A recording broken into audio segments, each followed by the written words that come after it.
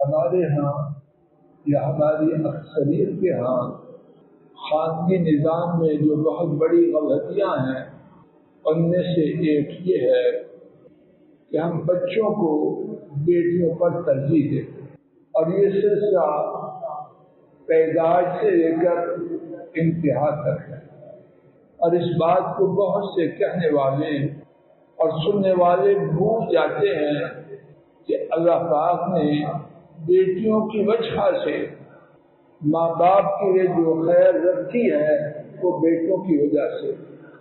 توجہ فرمائیے، اور اللہ کرے میری بات غلط نہ ہو، اللہ پاک نے جو خیر بیٹیوں کی وجہ سے ماں باپ کے لیے رکھی ہے وہ بیٹوں کی وجہ سے، بیٹوں میں بھی اللہ کے رضا بڑی خیر۔ آئیے ایک حدیث شریف کا خلاصہ اپنے اپنے گھروں میں لے جائیں، اور پکی بات امام مسلم نے اما عائشہ رضی اللہ عنہا سے روایت کیا، ایک مسکین عورت اور اس کے ساتھ اس کی 2 بچیاں اما عائشہ کے پاس آئیں۔ اما عائشہ نے انہیں 3 کھجوریں دی۔ ماں نے دونوں میں سے ہر بیٹی کو ایک کھجور اپنے لیے رکھی۔ جب وہ منہ میں ڈالنے لگی تو دونوں بچیوں نے کھجور کا تقاضا کیا۔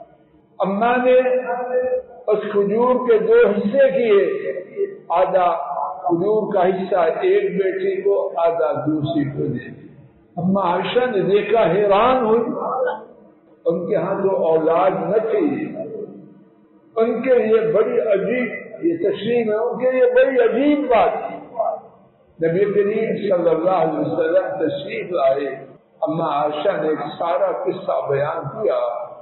حضرت صلی اللہ علیہ وسلم نے فرمایا، ان اللہ تعالی اوجب لها بها الجنہ، اللہ تعالیٰ نے اس خاتون کے لیے اس عمل کی وجہ سے جنت کو واجب کر دیا۔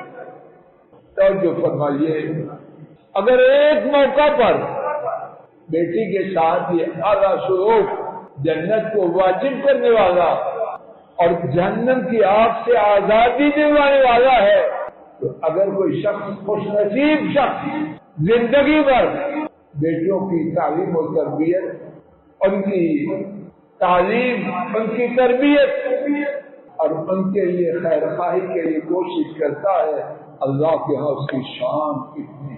میں ٹوٹا پھوٹا یہ 2-4 حرف اللہ نے دیے ہیں میرے خیال میں، اور میں بالکل نہ 3 میں نہ 13 میں، 0 میں، لیکن جو کچھ اللہ پاک نے بیٹیوں کی تربیت، خدمت، سرپرستی کے لیے رکھا ہے، بیٹوں کی خدمت اور تربیت پر بہت ثواب ہے، لیکن وہ نہیں جو بیٹی۔ اللہ پاک مجھے آپ کو ہدایت دے، خانگی زندگی میں وہ طریقہ اختیار کریں جو اللہ کو راضی کرے اور اللہ کے رسول صلی اللہ علیہ وسلم کی بشارتوں کو پانے کا سبب بنے۔ وآخر دعوانا ان الحمد للہ رب العالمین۔